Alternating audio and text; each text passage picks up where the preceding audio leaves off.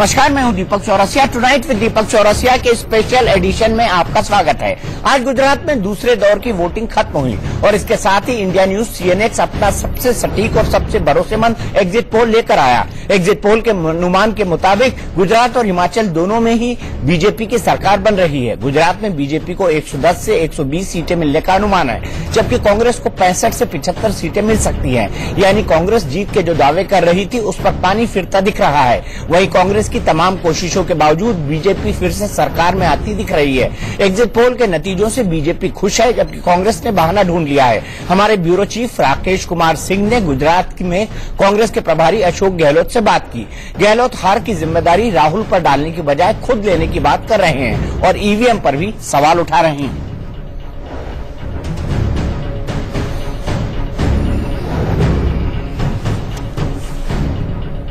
सोनिया गांधी, राहुल गांधी, जब विधानसभा चुनाव में हार होती है तो प्रदेश नेताओं पर गाज गिरती है। लेकिन गुजरात चुनाव कुछ अलग था, क्योंकि यहां पर राहुल गांधी फ्रंट से लीड कर रहे थे।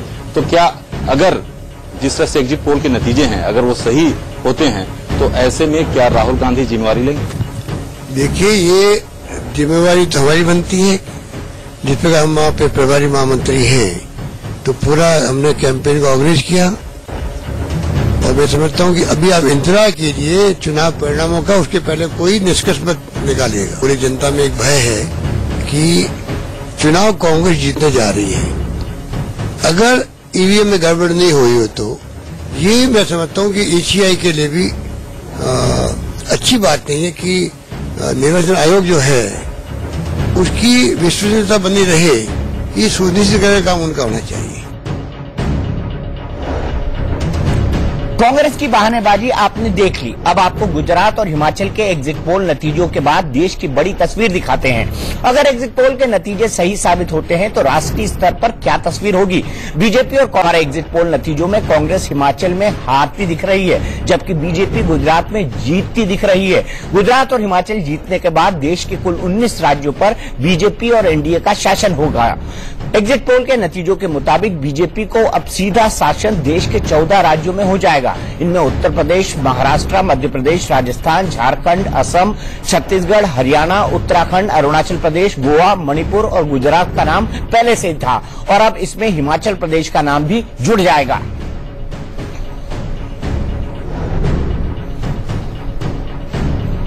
और आइए अब आपको दिखाते हैं कि तमाम चैनलों का एग्जिट पोल क्या कहता है। हमने तो आपको बता दिया कि दोनों जगह बीजेपी की सरकार बनेगी, लेकिन लगभग सभी एग्जिट पोल ये कहते हैं। न्यूज 18 और सी वोटर का एग्जिट पोल कहता है कि बीजेपी को 108 सीटें, कांग्रेस को 74 सीटें और अन्य के खाते में 0 सीटें जाएंगे।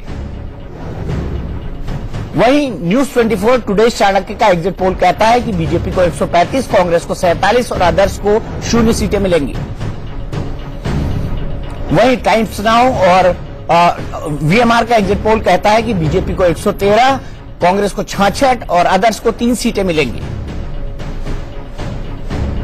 वहीं एबीपी सीएसडीएस का एग्जिट पोल कहता है कि बीजेपी को 117, कांग्रेस को 64 और अदर्स के खाते में 1 सीट जाएंगी। India today axis exit poll कहता है कि बीजेपी को 99 से 113, कांग्रेस को 66 से 68 से 82 और अन्य को 1 से 4 सीटें मिलेंगी। तो ये तमाम एग्जिट पोल थे, जिसमें से ज्यादातर ये कह रहे हैं कि बीजेपी की सरकार बनेगी। वहीं टीवी 9 गुजराती का एग्जिट पोल कहता है कि बीजेपी को 108, कांग्रेस को 74 और अन्य को 0 सीटें मिलेंगी। तो ये सारे चैनलों का जो लब्बो-लुआब है, अगर हम आपको बताएं तो वो ये कहता है कि भारतीय जनता पार्टी की सरकार आसानी से बनने जा रही है। ये सारे चैनलों का जो 6 चैनल है गुजरात, 6 चैनलों के एग्जिट पोल है, उसमें ये बताया जा रहा है, यानी बीजेपी की सरकार बन रही है, ऐसा लगभग सभी चैनल मानते हैं।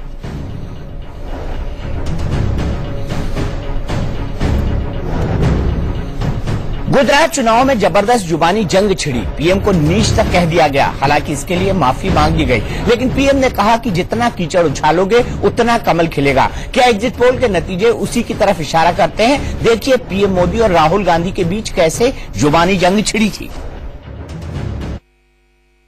गलत शब्द का प्रयोग मत कीजिए। प्रधानमंत्री है, वो पद है, प्रधानमंत्री का पद है। आप कांग्रेस पार्टी के हो, प्यार से बात करो, मीठे शब्द प्रयोग करो और हराओ उनको। અને ખૂણે ખૂણે જઈને કીચડ ઉછાળ્યો.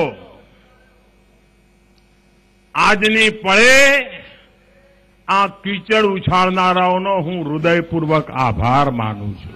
કારણ કમળ ખીલવામાં કમળની મોટી તાકાત બની જતો હોય છે. તમારી આ હિંમત આ ગુજરાતની ધરતી પર આવીને એ ગુજરાતના દીકરાને તમે ભાંડવા માંડો, અનાપ શનાપ જૂઠા આરોપો लगाओ.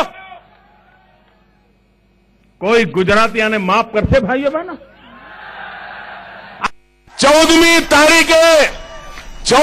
તારીખે જ્યારે એક ગુજરાતી કમળના નિશાન પર બટન દબાવશે ને ત્યારે તમને ખબર પડશે કે આ નીચ શબ્દ શું અર્થ થાય છે. जो पिछले 22 साल यहां हुआ है, that is not Gujarat model, that is Narendra Modi marketing model, and it is now Rupani model. India news CNX exit poll के मुताबिक पहले दौर में कांग्रेस को 8 सीटें ज्यादा मिल रही थी, लेकिन दूसरे दौर में कांग्रेस को भारी नुकसान होता दिखाई दे रहा है.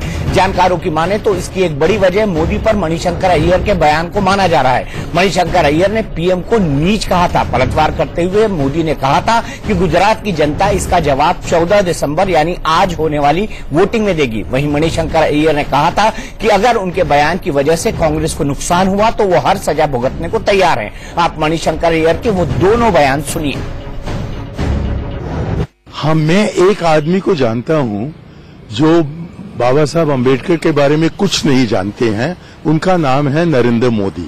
मुझको लगता है कि ये आदमी बहुत नीच किस्म का आदमी है, इसमें कोई सभ्यता नहीं है. और ऐसे व्यक्ति ऐसे मौके पर इस प्रकार की गंदी राजनीति की क्या आवश्यकता है.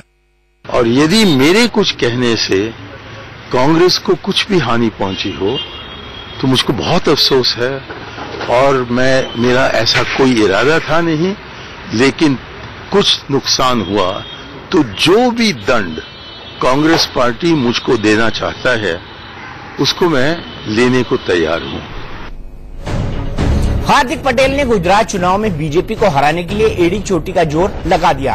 यही नहीं, कांग्रेस का भी साथ दिया. इसके बावजूद एग्जिट पोल में कांग्रेस की सरकार बनती नहीं दिख रही. आपको बता दें, गुजरात में पटेल भी 2 समुदायों में बटे हैं. एक है कड़वा पटेल और दूसरा है लेउआ पटेल. हार्दिक पटेल कड़वा पटेल नेता हैं और एग्जिट पोल के अनुमानों पर गौर करें तो 45% कड़वा पटेलों ने बीजेपी के लिए वोट किया.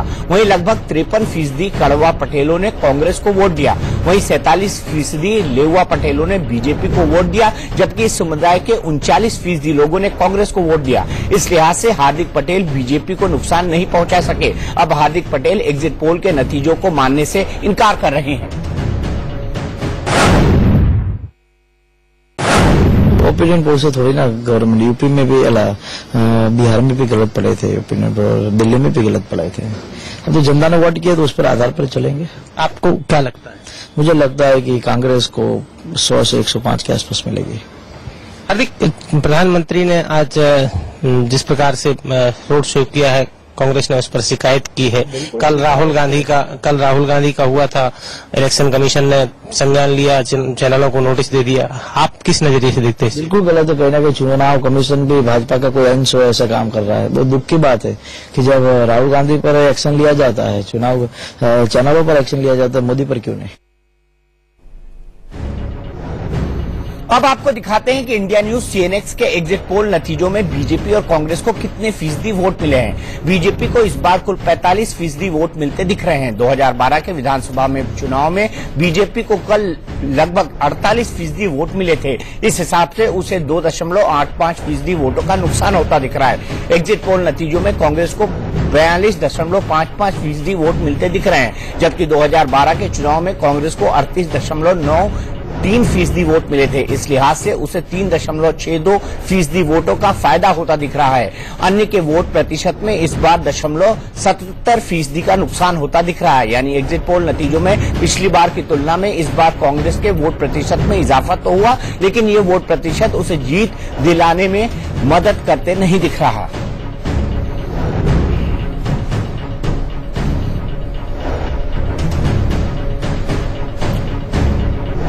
तो हमारे साथ 3 खास मेहमान जुड़े हुए हैं। मनीष अवस्थी मेरे सहयोगी, राहुल देव जी जो कि वरिष्ठ पत्रकार हैं, जयशंकर गुप्ता जी जो कि वरिष्ठ पत्रकार हैं। राहुल जी, सबसे पहले आपके पास आना चाहूंगा, क्या मोदी फैक्टर या ब्रांड मोदी का अभी तक कोई तोड़ नहीं है? अभी तो यही लग रहा है। मुझे एक याद आ रही है, गीता का एक श्लोक है जो कहता है अच्छेद्यो यम दायो यम अक्लेद्यो शोषे ये बचाई। आत्मा के बारे में कहा गया है कि उसको कोई छेद नहीं सकता, उसको कोई भेद नहीं सकता, उसको कोई जला नहीं सकता, उसको कोई गीला नहीं कर सकता, अजर और अमर है सकता। तो कुछ इसी तरह का मतलब कुछ एक छत्र किस्म का साम्राज्य बनता दिख रहा है, क्योंकि ये बहुत ही देखिए बहुत असामान्य घटना है। अगर इन सारे एग्जिट पोल्स और सब अगर कह रहे हैं तो ये अकारण नहीं होगा, तो फिर ये एक बहुत ही विचित्र और लगभग अभूतपूर्व किस्म का नतीजा होगा कि एक व्यक्ति का, और ये मैं कहना चाहता हूं कि ये जीत अगर होगी और जैसा लग रहा है होगी, तो ये बीजेपी की जीत नहीं है, ये नरेंद्र मोदी नाम के एक व्यक्ति की जीत है। ये लड़ाई नरेंद्र मोदी ने लड़ी, ये उनके नाम पर उनके लिए लड़ी गई, सारा हमला उनके ऊपर था, और उनका जो एक जिसे हम कनेक्ट अंग्रेजी में कहते हैं, जो लगाव या जो जुड़ाव, उनका जो रिश्ता बना है गुजरात की जनता के साथ, वो लगता है कि बिल्कुल अजेय है, और उसको तोड़ना फिलहाल अगले भी काफी समय के लिए संभव लग नहीं रहा है, बावजूद इसके कि हमें इस बार लगा था कि एक कड़ी चुनौती बहुत दिनों बाद राहुल गांधी के रूप में मिल रही है नरेंद्र मोदी को, लेकिन वो कामयाब होती नजर नहीं आ रही। जयशंकर जी, आपको लगता है कि कड़ी चुनौती मिली थी लेकिन फिर भी नरेंद्र मोदी उसमें आगे निकल गए? There is no substitute to Narendra Modi in today's politics. देखिए, पहली बात तो ये मान के चलिए आप, नरेंद्र मोदी और अमित शाह की जो जोड़ी है वो 365 दिन 18 घंटे काम करती है। वो चुनाव हो या ना हो, चुनाव की तैयारियों में वो लगे रहते हैं लगातार। एक चुनाव लड़ते हैं, जीतते हैं या हारते हैं, फिर दूसरे चुनाव पर उनकी नजर टिक जाती है। तो एक तरफ तो नरेंद्र मोदी का ये है, दूसरी तरफ राहुल गांधी अभी तक जो था उनका यही था कि पार्ट टाइम पॉलिटिशियन, कि कभी यहाँ आए, कभी क्रूशियल जंग चलाया तो चले गए, ननिहाल चले गए या विदेश चले गए। और अब इस बार चुनाव में जरूर दिखा है, गुजरात के चुनाव में जो कंसिस्टेंसी दिखी है और जो संयत, सौम्य और विनम्र चेहरा राहुल गांधी का दिखाई दिया है, अगर इस पर वो कायम रहते हैं तो ऐसा नहीं है। देखिए, अजर अमर तो इस धरती पे आज तक कभी कोई हुआ नहीं। इंदिरा गांधी जैसी बहुत महान नेता कभी रही होंगी, लेकिन उनको भी उनके बेटे के समेत पूरी पार्टी को हरा दिया था इस देश को लोगों ने। इसलिए ऐसा कुछ भी नहीं है। राजनीति में बहुत कुछ परिस्थितियां तय करती हैं, और अभी तो देखिए एग्जिट पोल्स हैं, क्योंकि सबके रुख लगभग एक ही समान है, इसलिए उस पर बहुत ज्यादा बात करने की गुंजाइश बचती नहीं है। लेकिन फिर भी हमको इंतजार करना चाहिए नतीजों का, और राहुल गांधी के लिए भी मौका बहुत है। तो सबसे बड़ी बात क्या है दीपक, जो हम लोग शुरू से भी ये कहते आ रहे थे कि जो गुजरात के चुनाव अभियान में सड़कों पर, रैलियों में, सभाओं में जो गुस्सा और नाराजगी दिख रही थी, वो क्या ईवीएम तक पहुंच पाएगी कि नहीं। जो मैनेजमेंट है, बूथ मैनेजमेंट है, वोट मैनेजमेंट है, उसमें कहीं ना कहीं कांग्रेस लैग कर रही थी, क्योंकि लगातार हारते रहने से 22 सालों से उनके पास कोई संगठन का, उलझन का ढांचा खड़ा नहीं हो पाया था, जो वोटर्स को, जो गुस्से को मतदान में कन्वर्ट कर सके। इस तरह का मैकेनिज्म जब तक आप नहीं बना पाएंगे, तब तक इस तरह के नतीजों को सामना आपको करना पड़ेगा। मैं ये क्या कारण है कि मोदी मैजिक गुजरात में इस कदर मजबूत है? नहीं, उसका कारण ये, मैं आपसे नहीं, मनीष जी से।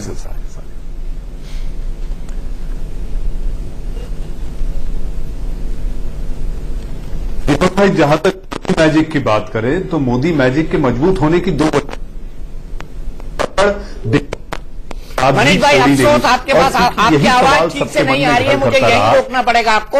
आपकी आवाज बिल्कुल ठीक से नहीं आ रही है। राहुल जी, मैं एक कदम आगे यहां पर बढ़ता हूं और ये देखता हूं कि अगर हम उसको कहें कि मोदी मैजिक इस तरह का था, लेकिन अगर 14 तारीख को मणिशंकर अय्यर शायद ये बयान न देते, ये उसी तरह की गलती थी जिस तरह से सोनिया गांधी ने मौत का सौदागर कह के एक बड़ी गलती की थी, जिसको कांग्रेस बीजेपी आज तक भुनाती आ रही है। और मणिशंकर अय्यर ने चाय वाली जो गलती की थी, मणिशंकर अय्यर ने चाय वाली गलती की और मणिशंकर अय्यर ने अब ठीक एन वोटिंग के दिन नीच कह दिया उनको। बहुत ज्यादा नुकसान उससे हुआ होगा निश्चित रूप से, मुझे इसमें कोई शक नहीं। लेकिन उसका दूसरा पक्ष ये भी है कि नुकसान हुआ और इसने बीजेपी की मदद की, मोदी की मदद की। लेकिन जो मुझे लग रहा है कि मोदी गुजरात के गौरव हैं। एक प्रदेश है जिसको मोरारजी देसाई के बाद प्रधानमंत्री मिला है और प्रधानमंत्री अपने प्रदेश का होने का मतलब, वो भी ऐसा प्रधानमंत्री जो और देश और दुनिया के लिए कितना ही दुर्लभ हो, लेकिन वो गुजरात वालों के लिए हमेशा सुलभ रहता है। और वो गुजरात के गौरव को केवल देश में ही नहीं, उसने विदेशों में भी स्थापित किया है। तो ऐसे व्यक्ति को हराने की सोचना भी मुझे लगता है कि अभी वो स्थिति आई नहीं। वो उसको हराने की, उससे नाराज हो सकते हैं, उससे शिकायत उनको हो सकती है, काफी असंतुष्ट हो सकते हैं, लेकिन अंततः जब बारी आएगी कि उनको जिताना है या हराना है, तो फिर वो हराने की कल्पना अभी गुजरातवासी नहीं कर सकते। हराने की कल्पना गुजरातवासी नहीं कर सके और मुझे लगता है कि ये बिल्कुल सटीक बात है, क्योंकि मैंने भी जो महसूस किया वहां पर सब नाराज थे। भारतीय जनता पार्टी से नाराज थे, सरकार से लोग नाराज था, लेकिन मोदी से कोई नाराज नहीं था, क्योंकि मोदी उनका गर्व था। क्या शकील अहमद जी, कांग्रेसियों ने बड़ी गलती की मोदी पर पर्सनल अटैक करके?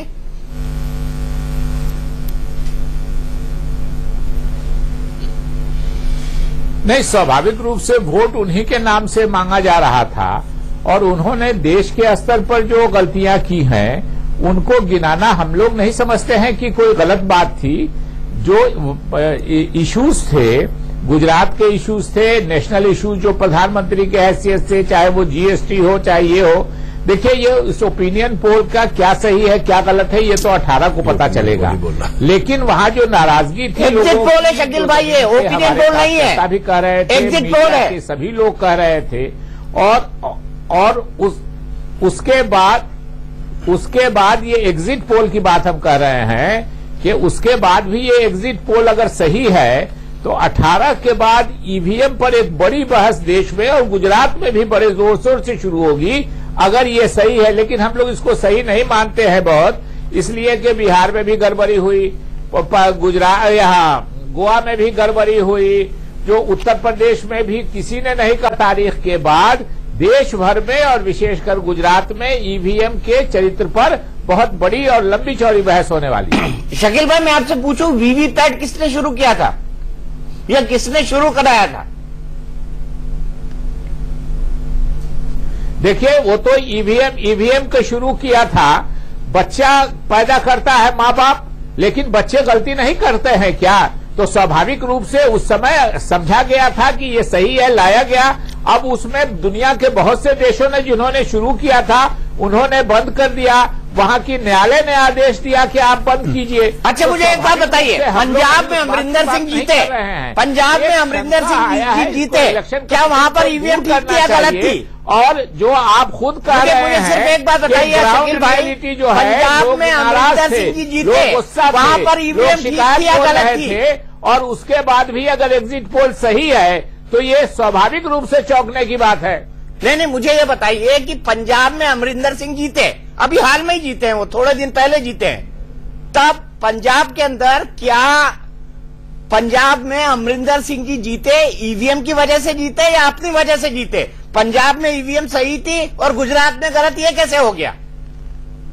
देखिए स्ट्रेटेजी होती है, पंजाब में अपनी वजह से जीते, कांग्रेस की वजह से जीते, स्ट्रेटेजी होती है। गुजरात में ईवीएम की वजह से हारे और गुजरात में ईवीएम की वजह से हारे, वहां दांव पे लगी है। वहां अकाली दल की सरकार थी, वहां अकाली दल की सरकार थी, सेकंड बहुत पुअर सेकंड थे बीजेपी के लोग। और स्वाभाविक रूप से एक और आपको मिसाल देता हूं, लगातार 8-10 university, Rajasthan university, Punjab university, Delhi university, JNU university, Banaras Hindu university, Kashi Vidyapith सभी हार गई बीजेपी। वहां ईवीएम का आप गुजरात चुनाव लड़े क्यों? आप बायकॉट कर रहे थे, आप कहते हैं हमको ईवीएम से नहीं लड़ना। अगर आपको ईवीएम पर इतना डाउट था आप कहते थे हमको ईवीएम से नहीं लड़ना। अभी यूपी का भी आप चले जाते। अभी यूपी में म्युनिसिपल कॉर्पोरेशन के चुनाव हुए हैं, जो ईवीएम में हुआ है मेयर का, उसमें बीजेपी 16 में 14 जीत गई है और बाकी जो चुनाव हुए हैं उसमें 15% से कम बीजेपी जीती है। नहीं तो वहां पर ईवीएम सही थी और मेयर में गलत थी, लेकिन वहां पर ईवीएम सही थी और मेयर में गलत थी। ये लॉजिक मुझे नहीं समझ आया शकील भाई, ये लॉजिक मुझे नहीं समझ आया। ऐसी आवाज आए गोवा में भी आप लोग ईवीएम से ऐसा, गोवा में भी आप लोग सिंगल लार्जेस्ट पार्टी थे, राहुल सर ने बताया अभी, गोवा में भी आप लोग सिंगल लार्जेस्ट पार्टी थे, लेकिन राहुल गांधी जी फोन पे नहीं आए और गोवा में नितिन गडकरी ने बीजेपी की सरकार बना ली। हाँ बिल्कुल थे।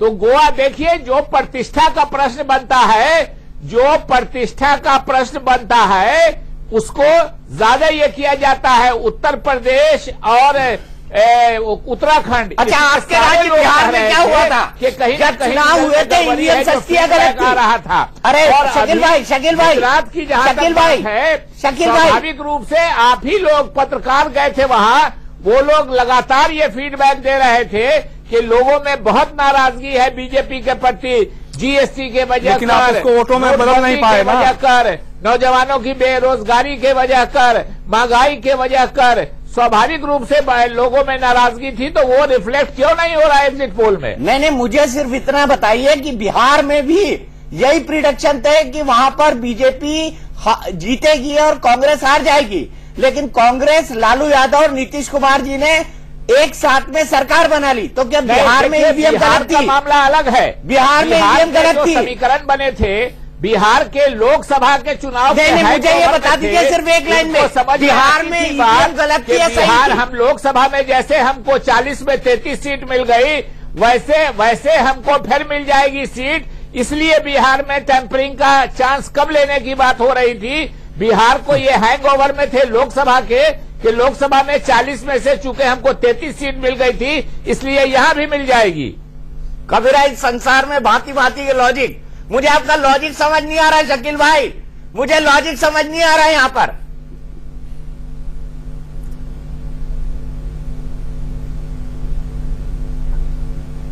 समझ में आ जाएगा, जैसे जैसे गौर कीजिएगा मेरी बात पे तो समझ में आ जाएगा। अगर शकील भाई, अगर आप जीत गए, कुछ दूसरी बात हो, शकील भाई दूसरा आर्गुमेंट, अगर आप जीत गए, अगर आपने गुजरात जीत लिया तो भी ईवीएम गलत थी।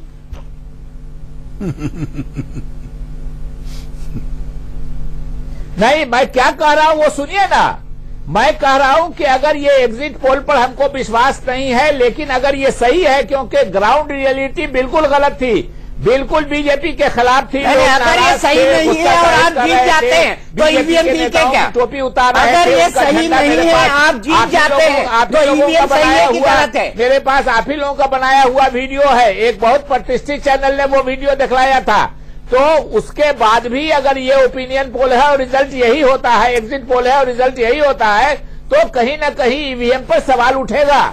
नहीं, सवाल तो आपने अभी उठा दिए। मैं तो सिर्फ ये जान रहा हूं कि अगर ये एग्जिट पोल गलत हो गए और कांग्रेस जीत गई तो क्या उस वक्त ईवीएम सही निकलेगी? उस वक्त ईवीएम पर सवाल नहीं उठेगा? नतीजे का इंतजार मैं यही कह रहा हूं कि जो ग्राउंड की आवाज है उसमें कांग्रेस को जीतना ही चाहिए था।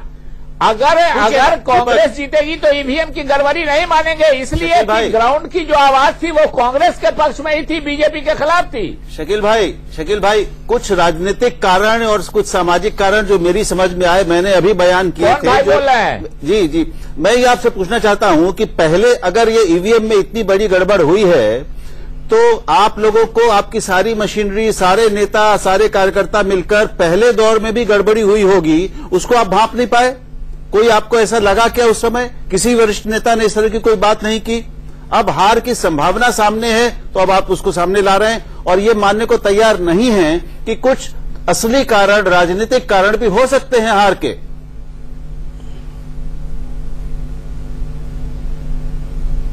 देखिए आलोक जी, मैंने नहीं कहा कि ये राहुल जी गड़बड़ है। आप मेरी बात समझने की कोशिश कीजिए। मैंने कहा कि ग्राउंड की जो हम लोगों की रिपोर्ट है वो है इसके अगेंस्ट में कि बीजेपी के खिलाफ आक्रोश था। मैंने उसका जवाब दिया है। बाद भी अगर एग्जिट पोल आपका जो बता रहा है वही 18 तारीख को नजर आता है तो ईवीएम की विश्वसनीयता पे प्रश्न चिन्ह लगेगा। और जहां तक एक प्रश्न का आप मेरे जवाब दे दीजिए कि देश भर में सैकड़ों कंप्लेन हुआ है ईवीएम के खिलाफ, लेकिन उसमें सारी माल फंक्शनिंग जो है ईवीएम की वो सभी बीजेपी के फेवर में क्यों होती है, दूसरे किसी पार्टी के फेवर में क्यों नहीं होती? 2009 में जब आप चुनाव जीते थे, 2009 में जब आप चुनाव जीते थे, तब बीजेपी ने आप पर आरोप लगाया था कि आपने ईवीएम फिक्स कर ली। तब बीजेपी ने आप पर आरोप लगाया था, जीवीएल नरसिंह ने किताब लिखी थी। कंप्लेन हुआ है, पता नहीं आलोक जी आपको कैसे मालूम नहीं हुआ कि कांग्रेस के नेताओं ने कंप्लेन किया है ईवीएम का? उनको समझ नहीं आ रहा है कि राहुल जी आलोक जी है, उनको समझ नहीं आ रहा है कि ईवीएम गलत है या ईवीएम सही है। उनको समझते हैं कि आप देखिए, नहीं मैं मान सकता हूं उनकी बात, मैं मान सकता हूं, लेकिन शायद मुझे ब्रेक लेना है, ब्रेक के बाद हम फिर आएंगे। लेकिन मैं एक बात कहना चाहता हूं, कांग्रेस शायद इस बात को समझ नहीं पाई कि गुजरात की बीजेपी सरकार और गुजरात की जनता की जो रिलेशनशिप है ना, वो पति पत्नी और पारिवारिक रिलेशनशिप की तरह है। नरेंद्र मोदी और जनता नहीं, नरेंद्र मोदी और जनता नहीं, जो उनसे नरेंद्र मोदी तो पितृ पुरुष है, उनसे झगड़ा नहीं हो सकता, लेकिन सरकार और जनता के बीच में एक लव एंड हेट रिलेशनशिप है। वो उनको त्यागना भी चाहते हैं लेकिन त्याग भी नहीं सकते, जैसी टिपिकल इंडियन मैरिज होती है, कारण पति और पत्नी दोनों एक दूसरे को कोसते हैं। सही है दीपक, लेकिन कारण जो मुझे लगता है कि जब ये चुनने का उनके सामने मौका आएगा कि नरेंद्र मोदी को हराना है, शादी चुनते हैं, हाँ, टूटना नहीं सुनते, इसीलिए डाइवोर्स नहीं चुनते, शादी चुनते हैं, इसीलिए शादी चुनी लोगों ने। और शायद इस बात को, इस ग्राउंड रियलिटी को समझ नहीं पाई कांग्रेस पार्टी। फिर आएंगे ब्रेक के बाद और आपको बताएंगे कि राहुल गांधी ने कितनी एड़ी चोटी का जोर लगाया, और क्या मैं अब इलेक्शन कमीशन की गाइडलाइन नहीं है, मैं ये बोल सकता हूं पप्पू पास हो गया। 18 दिसंबर 33 जिले 33 रिपोर्टर,